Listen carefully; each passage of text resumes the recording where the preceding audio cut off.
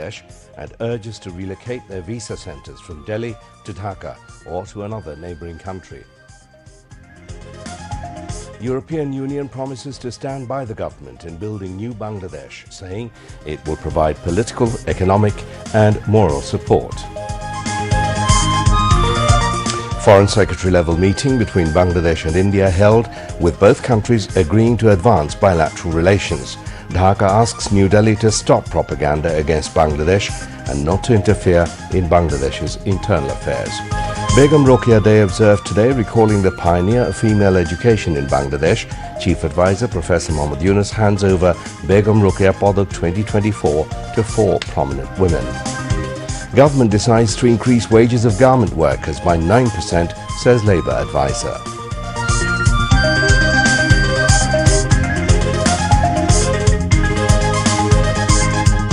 $80,000 to 90,000 police personnel recruited on partisan basis, violating the code of conduct during last 15 years of fascist Sheikh Hasina's tenure, says DMP Commissioner. Russia grants political asylum to former Syrian President Bashar al-Assad and urges the United Nations to hold an emergency meeting over Syria's situation.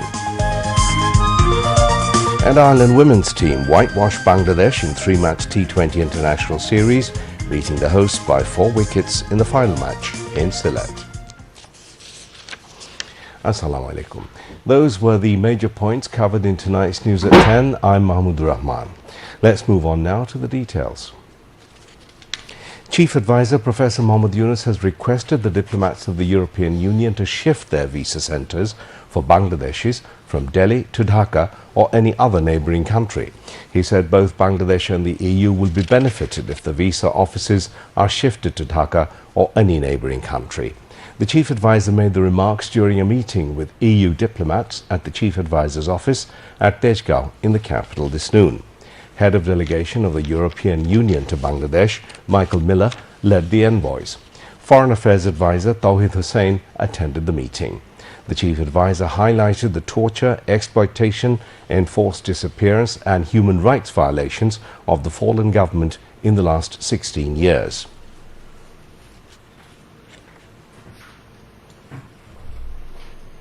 Students going to European countries and waiting and cannot get the visa because that's the only place where they get the visa. Traditionally, that's what we did. So we're requesting you to shift the visa embassy away from Delhi. It could be Bangladesh, if you can do that. If you have another country, Nepal or Bangkok, Thailand, we'd be very happy so that we don't have to go to India. It becomes expensive when we go to Thailand, which is cheaper if you can come to Nepal, or much better if you can do it in Bangladesh. That will be very helpful for us. After 16 years of repression and denial of all the rights, human rights and everything else, and also forced disappearances, very painful stories one after another. Bringing the whole economy in a situation where it's almost collapsing. Banking system hardly functions. The Chief Advisor said misinformation is being spread about Bangladesh on a large scale. He sought the cooperation of the European Union to prevent this misinformation. Professor Yunus also briefed the EU envoys about the reforms of the interim government and the election process. Thing of misinformation, global campaign, it's a very powerful campaign.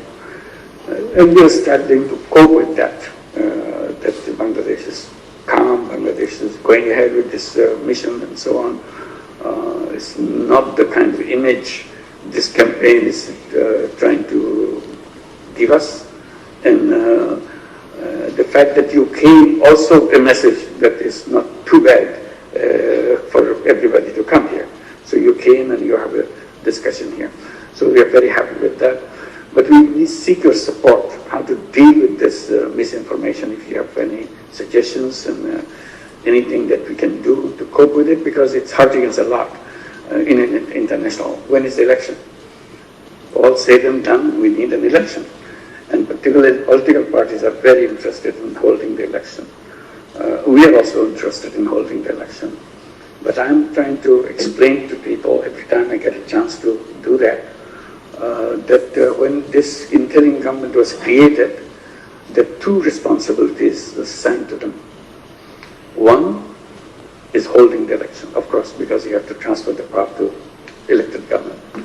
Two, at the same time, reform the whole apparatus of the nation and policies and institutions and so on. During the meeting, 15 diplomats presented their views. The envoys extended their full support to the chief advisor in Bangladesh's reform process and pledged to stand by him for building a new Bangladesh. The meeting discussed labour rights, trade facilitation, climate change, human rights, International Crimes Tribunal Act and Rohingya repatriation. Visiting Indian Foreign Secretary Vikram Misri has said New Delhi wants to increase engagements with Bangladesh's interim government and make joint and concerted efforts to boost relationships between the two neighbours. There is no second thought about increasing engagements. We see this as beneficial for both countries, Misri said when he called on Chief Advisor Professor Mohammad Yunus at the State Guest House Jamuna in Dhaka today. We want to carry on from where we left off, Misri said, as they discussed issues of mutual interests. During the 40-minute-long meeting, the issues of minorities, misinformation campaigns, ousted dictator Sheikh Hasina's stay in Dhaka, regional cooperation and the July-August mass uprising were discussed. Professor Yunus described relationships between Bangladesh and India as very solid and close. He asked India to help clear the clouds that have cast a shadow over the relationship between the two neighbours in recent times. He raised the issue of the ousted Prime Minister Sheikh Hasina, who fled to India on August the 5th after 15 years of brutal and corrupt dictatorship.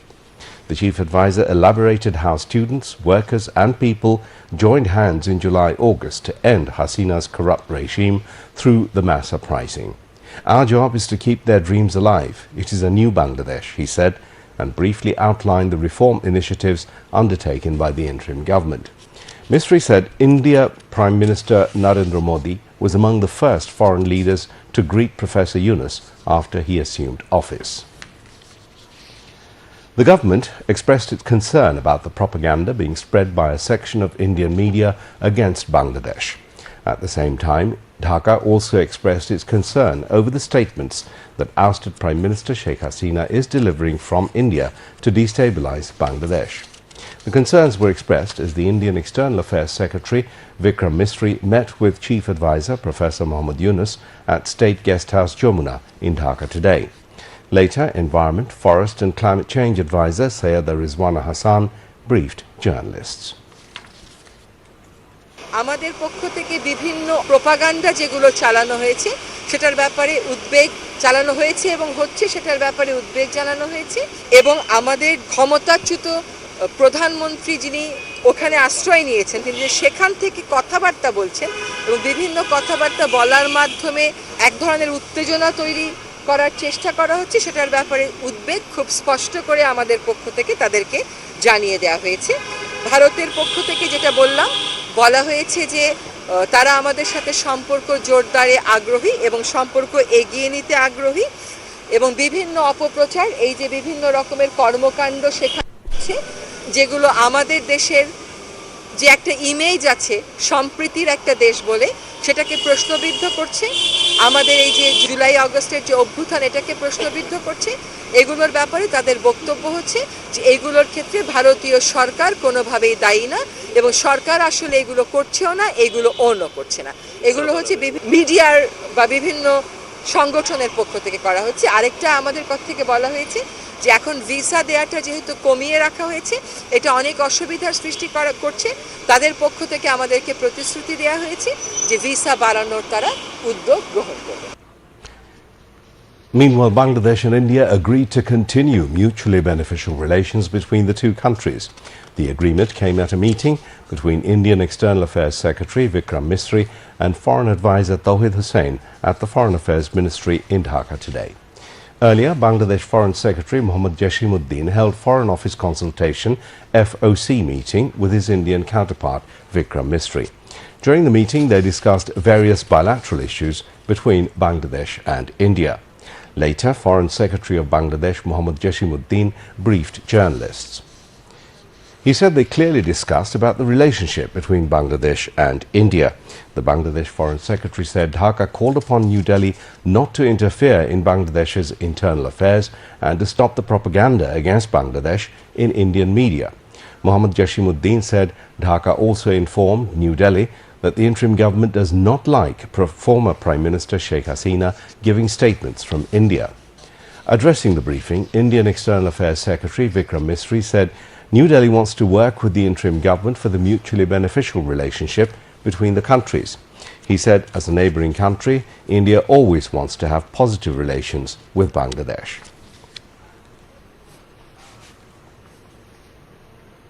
ভারতের সঙ্গে আমাদের সম্পর্ক ঐতিহাসিক এই প্রেক্ষিতে কনসালটেশনসে উভয় প্রতিনিধি দল বাংলাদেশ এবং ভারতের মধ্যে বিদ্যমান যে সম্পর্ক সেই সম্পর্ককে সামনের দিকে আরও এগিয়ে নিয়ে যাওয়ার ব্যাপারে একমত হয়েছেন। ভারতের নিকট আমরা আমাদের দুদেশের মধ্যে বিদ্যমান সকল অনিষ্পন্ন বিষয়সমূহের দ্রুততম সময়ের মধ্যে নিষ্পত্তির জন্য ভারতের সহযোগিতা কামনা করি। বাংলাদেশের জুলাই আগস্ট বিপ্লব এবং বিপ্লব পরবর্তী সংখ্যালঘুদের প্রতি কথিত বৈরী আচরণ নিয়ে ভারতীয় গণমাধ্যমে অপপ্রচার, মিথ্যা তথ্য এবং বিভ্রান্তিকর বয়ান রয়েছে। সে বিষয়ে আমরা ভারত সরকারের প্রতি দৃষ্টি আকর্ষণ করে এ বিষয়ে যথাযথ পদক্ষেপের অনুরোধ জানিয়েছি। সেই সাথে আমরা এও বলেছি যে এটি আমাদের অভ্যন্তরীণ বিষয় এবং আমাদের অভ্যন্তরীণ বিষয়ে অন্য দেশের মন্তব্য সমীচীন নয়। India desires a positive, constructive and mutually beneficial relationship with Bangladesh.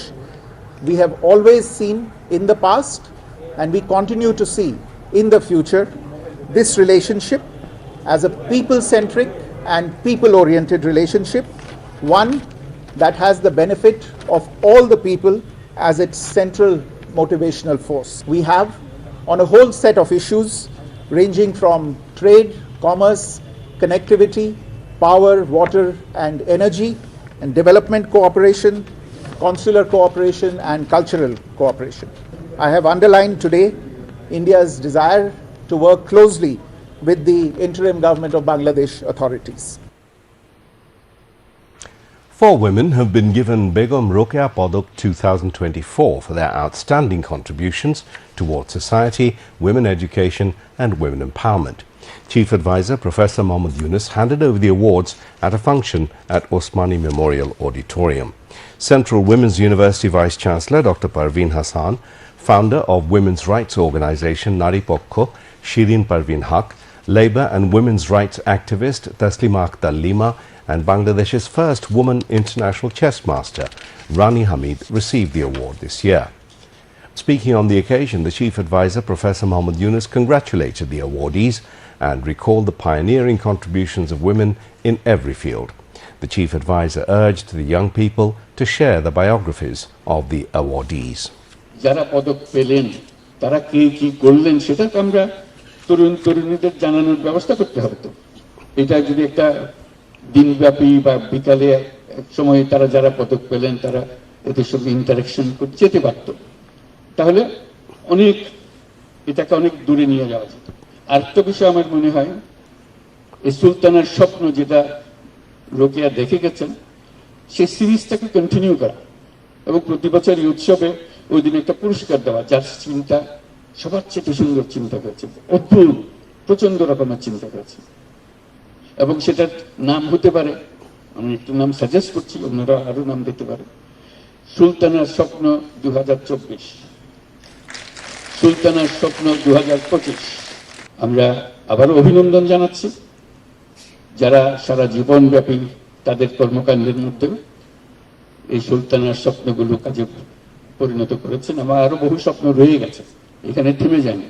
তারা আমাদেরকে এক পর্যায়ে পর্যন্ত নিয়ে এসছেন, সামনে প্রজন্ম আরো দূরে নিয়ে যাবে। প্রতি বছর আমরা শুনতে পাবো, জানতে পারবো যারা এই কাজে নিয়োজিত আছেন, যারা আজকে পদক পান নাই, পদকের কাছাকাছি এসছেন, তাদেরকেও আমি অভিনন্দন জানাচ্ছি। এখানে যে আমরা আপনাকে দিতে পারলাম না তার মানে এই নয় যে আপনাকে সমাজ স্বীকৃতি দিল না।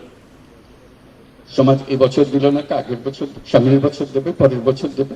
আবার পদকের জন্য আপনি কাজ করছেন সেটাও আমরা মনে করি না, আপনি নিজের কারণেই করছেন। কেউ আপনাকে এটাকে দিয়ে এই পদক পাবো সেই জন্য করবো, এরকম কোনো কারণে আপনি করছেন, সেটা কারো মনে করার কোনো কারণ নেই।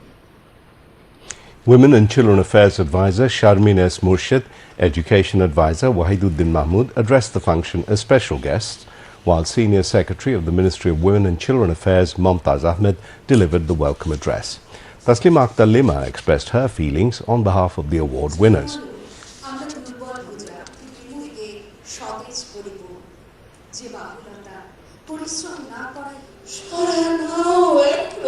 At the end of the program, there was a cultural performance. The chief advisor enjoyed it sitting in the audience row. President Mohammad Shahabuddin advised the Judicial Service Commission to complete the appointment process of judges as soon as possible. The President gave the advice when a delegation of the Judicial Service Commission, led by its chairman, Justice Jubair Rahman Chaudhry, submitted the Commission's annual report 2023 to him at Bongo Bhavan this evening. Members of the Commission were present. Later, in a briefing, President's Press Secretary Mohammad Jainul Abidin said that during the meeting, the chairman of the Judicial Service Commission apprised the President of various aspects of the reports and overall activities of the Commission. Expressing satisfaction over the activities of the Judicial Service Commission, President Mohammad Shahabuddin expressed hope that the Judicial Service, under the leadership of the Commission, will march forward with skills and will be able to bring timely qualitative changes in the judicial system of the country. Secretaries to the President were present.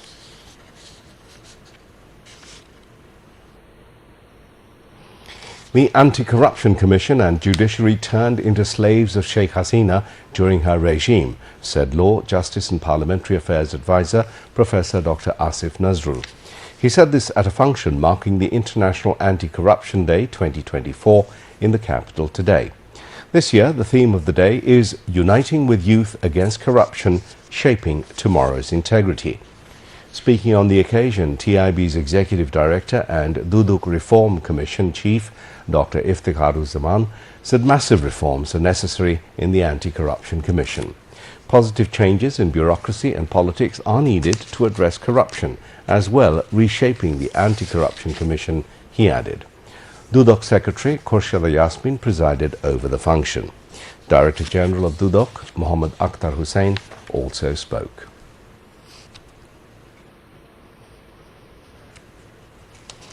The government has decided to increase the wages of garment workers by 9%. This year, according to the previous rules, 4% of the minimum wage was added to the 5% increment every year. This increment will be added to the salary in December. Labour advisor M. Shakhawat Hussain made the announcement at a press conference at the Secretariat this evening. The advisor said the decision was taken in consultation with the employers and workers. As a result, the instability in the garment industry over salary and allowances will no longer exist, hoped the advisor. UNDP resident representative in Dhaka, Stefan Lila, paid a courtesy call on disaster management and relief advisor Farooq-e-Azam Bir Pratik today. During the meeting, they discussed in detail the overall disaster management and displaced Rohingya refugee activities, including tackling the recent floods. The advisor expressed gratitude to the United Nations and other development partners for their role in Bangladesh, especially in disaster management, saying that though there is scope for advanced preparation in case of disaster, this opportunity is inadequate to face earthquake. In this regard, the government is working on proper preparation of rescue operations and training of volunteers, he said, stressing the need to work jointly on earthquake warning. Stefan Lilla highly praised the overall disaster management, including tackling the recent floods in the eastern part of the country, including Feni. He hoped that the overall cooperation will continue in the displaced Rohingya refugee affairs activities. Secretary of the Ministry of Disaster Management and Relief Mohammad Kamrul Hassan and senior officials of the ministry were present on the occasion. The hearing on the leave to appeal to halt the High Court verdict declaring Joy Bangla as the national slogan will be held tomorrow at the full bench of the Appellate Division. The state side filed the appeal petition.